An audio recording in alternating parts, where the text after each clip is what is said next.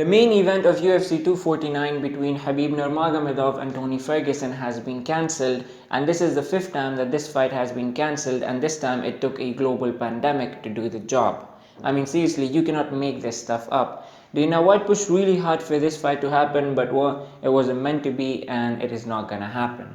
Habib is stuck in Russia and claims that he cannot leave the country. I personally think that he's such a global superstar and Russia would have made an exception if he had asked them to leave the country, but what do I know? Maybe Habib and this fight isn't as big of a deal for the world as I think it is. But anyway, we have a new fight for the main event of UFC 249, and that is between Justin Gaethje and Tony Ferguson, which should be an absolute banger.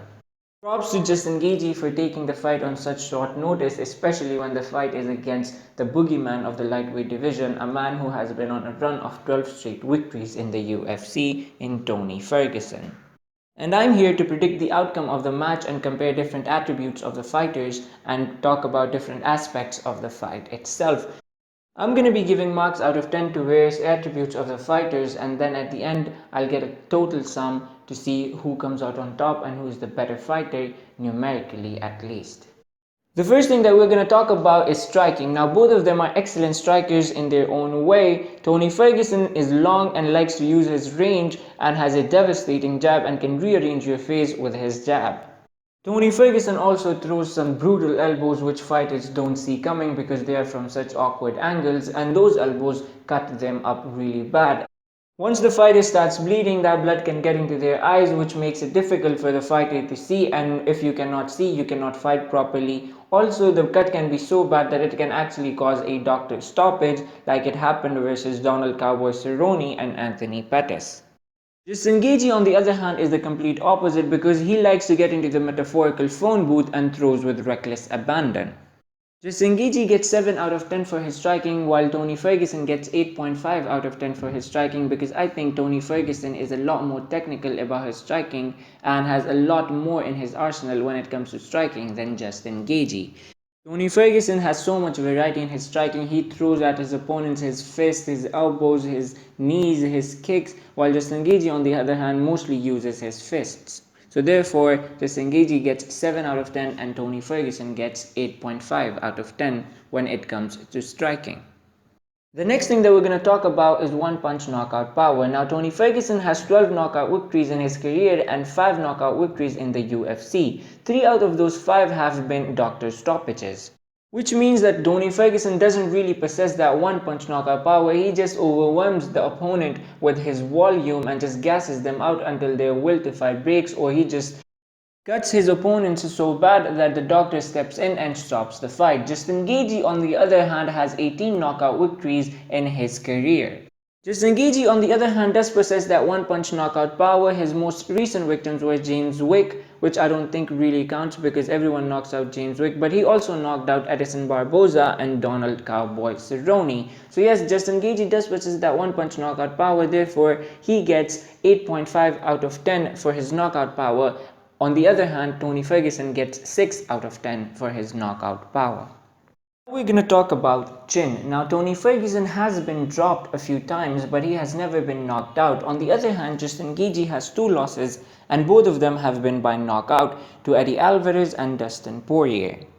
The knockouts of Justin Gaethje are mostly due to the fact that he takes like 300 punches a second, but nonetheless he has been knocked out, and because we are talking numbers and according to them, Tony Ferguson has never been knocked out and Justin Gaethje has been 2 times. Therefore, Tony Ferguson gets 9 out of 10 for his chin, while Justin Gaethje gets 8 out of 10 for his chin.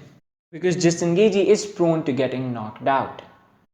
Up next, we're going to talk about defense, and this is one area where Tony Ferguson trumps Justin Gaethje because there's a method to Tony Ferguson's madness. He goes into the octagon to try to hit his opponent and try not to get hit, which is logical. Justin Gaethje, on the other hand, goes into the octagon and just hits his opponents and just doesn't care how many punches he takes to his face. He literally blocks most of his opponent's punches with his face. James Wick said it best when he said that this guy is punch drunk.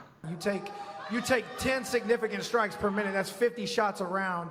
You're 29 years old and you're punch drunk and slurring when you talk, bro. So Now don't get me wrong, Justin Gaethje's fighting style is entertaining, but it's not smart. Therefore, he gets 4 out of 10 for his defense, and I'm being generous, while Tony Ferguson gets 7.5 out of 10 for his defense. Now let's talk about the cardio and conditioning of these two men. Tony Ferguson is a freak of nature and will keep coming at you at high pace for the entire 5 rounds if he needs to. Justin Gaethje, on the other hand, has a tendency to gas out, as evident in the fight against Eddie Alvarez. And this is because Justin Gaethje explodes right off the bat in a fight and tries to knock his opponents out early in the fight and doesn't conserve his energy, and I think this is going to play a major factor in the outcome of this match. But anyway, Tony Ferguson gets 10 out of 10 for his cardio and conditioning, while Justin Gaethje gets 7 out of 10. Now let's talk about the ground game of these two. Both of them have different ground games because Justin Gaethje is a former NCAA Division I wrestler, while Tony Ferguson is a Jiu-Jitsu black belt. Now wrestlers use their ground and pound to do most of their damage and are dangerous from the top, but jiu-jitsu guys can be dangerous from the bottom as well. Now Justin Gaethje can do damage from the top, but he can also get caught in a submission like a triangle hold or guillotine by Tony Ferguson when Tony Ferguson is lying on his back. Which is why this one is difficult to mark, but because we haven't seen Justin Gaethje using his wrestling and he really looks for takedowns, I'm going to give 8.5 out of 10 to Tony Ferguson and 7 out of 10 to Justin Gaethje for ground game. And now we're going to talk about the form of these two fighters. Justin Gaethje has lost twice in his last 5 outings. Both of them were knockout losses to Eddie Alvarez and Dustin Poirier. But since then, the man has racked up 3 straight first round knockouts over James Wick, Edson Barboza and Donald Cowboy Cerrone. Tony Ferguson, on the other hand, is tied for the longest active winning streak in the lightweight division of the UFC with 12 straight victories. A run during which he's become to be known as the boogeyman of the lightweight division and just looks unbeatable, which is why he gets 10 out of 10 for his form, while Justin Gaethje gets 8 out of 10 for his form. Up next, we're going to be talking about how violent these men are, and these two are the most violent fighters on the planet right now. They are absolutely crazy, and this fight is going to be brutal and not for the weak of heart, which is why both of these fighters get 10 out of 10 for their violence. Now let's talk about the preparation of these two fighters coming into this fight. Tony Ferguson will be coming into this fight with a full camp. Now yes, that fight camp was for Khabib Nurmagomedov, and Tony Ferguson must have been working on his ground game for his entire camp, but at least his conditioning and his cardio will be on point. And yes, Justin Gaethje is a much different fighter than Khabib, so to prepare for him will be a lot more different than to prepare for Khabib Nurmagomedov.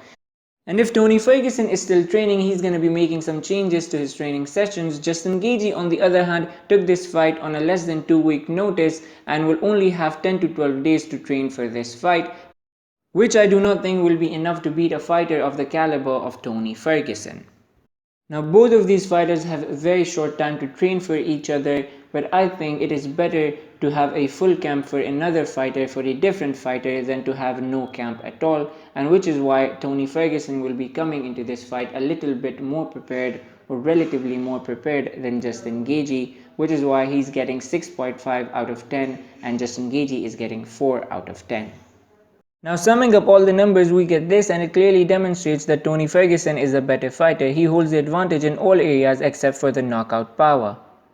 Therefore, if Justin Gaethje wants to win this match, he needs to knock out Tony Ferguson in the first 2 rounds, because if he's not able to do that, he's going to start gassing out in the 3rd round, and from there, it's going to be all Tony Ferguson.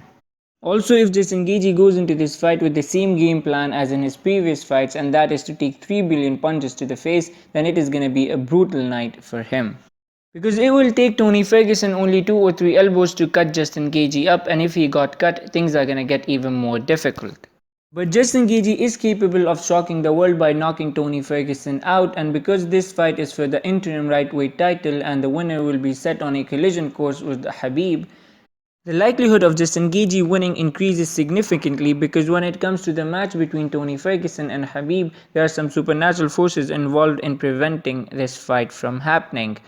And if they can cause a global pandemic to stop this fight from happening, then they helping Justin Gaethje to win this fight isn't that unlikely.